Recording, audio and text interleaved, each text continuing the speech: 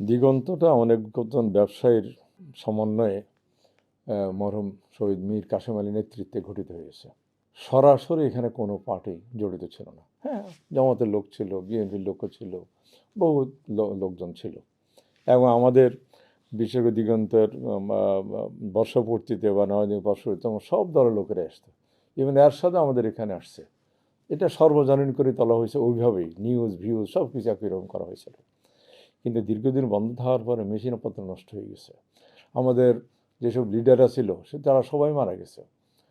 মীর কাসেম আলী ইন্তেকাল করছেন, কমোডর আতাউর রহমান ইন্তেকাল করছেন, শেষমেশ যিনি চেয়ারম্যান ছিলেন আমাদের খুবই ভালো মানুষ ছিল শাহ আব্দুল আলম সাহেব, যিনি এনবিআর চেয়ারম্যান ছিলেন, উনি ইন্তেকাল করছেন। এতগুলা লোক যখন আমরা নাই হয়ে যায় তখন লিডারশিপ এটা ঘাটতি পড়ে না? এর মধ্যে মেশিনপত্র এতদিন পড়েছিল, সব কিছু নষ্ট হয়ে গেছে। এরপরে আমাদেরকে যারা সাহায্য করছে দুর্দিনে তাদেরও একটা স্টেক আছে।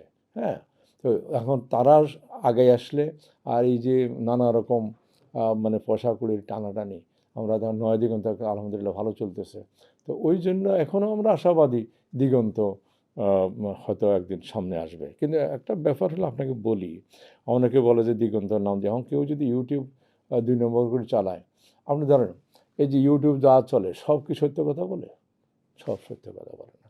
এখন কেউ যদি মিথ্যা নিয়ে সম্প্রচার করে সেটা আমাদের জানা নেই। আমাদের ফ্লোর এখনও আমাদের কাছে আছে। আমরা এখনও এটা যারা আমাদেরকে সাহায্য করে তাদের তত্ত্বাবধানে আছে। তো অচিরে আমি আশাবাদী হয়তো এক সময় আমরা আমাদের অন্যান্য স্টেক হোল্ডারদের আলাপ করে এটা চালাতে পারবো। এখন ধরুন এতগুলো পয়সা, তখন অনেক পয়সা উঠানো হয়েছে, সেই পয়সা দিয়ে মানুষের বেতন দেওয়া হয়েছিল, তখন চলতো না, অ্যাডভার্টাইজও পাইতো না। সেই সব পয়সা তো একটা পয়সাও তো জমা ছিল না, সব শেষ হয়ে গেছে। হ্যাঁ, যারা চলে গেছে তারা অনেক গ্রামে চলে গেছে, অনেক অন্য টেলিভিশনে চাকরি নিছে। আমরা সেই সময় 300 লোকের ট্রেনিং দিয়েছি। তারও খুঁজে দেখেন এখন সমস্ত ম্যাক্সিমাম প্রাইভেট টেলিভিশনে আমাদের লোকজনে চাকরি করতেছে। বুঝতে পারছেন? এটা আমাদের অনেক পজিটিভ দিক আছে। নেগেটিভ হলে আমাদের লিডাররা মারা গেছে বা আমাদেরকে জুডিশিয়াল ক্লিন করছে, আমাদেরকে অ্যাডভার্টাইজ দেয়নি। নয়া দিগন্তে বহুদিন চলছে অ্যাডভার্টাইজ ছাড়া, সেটাও মানুষের ধার খরচ করেই চলতে হয়েছে। এখন আমি জানি পাঠক আমাদের পছন্দ করে, আমরাও পাঠকের ভালোবাসা পেয়েছি, কিন্তু ভালোবাসার মধ্যেও যে একটা বিপদের মধ্যে আছে এটা একটু বুঝতে হবে। সেই বিপদটা আল্লাহর রহমতে আমরা একদিন উদ্ধার হবে ইনশাআল্লাহ।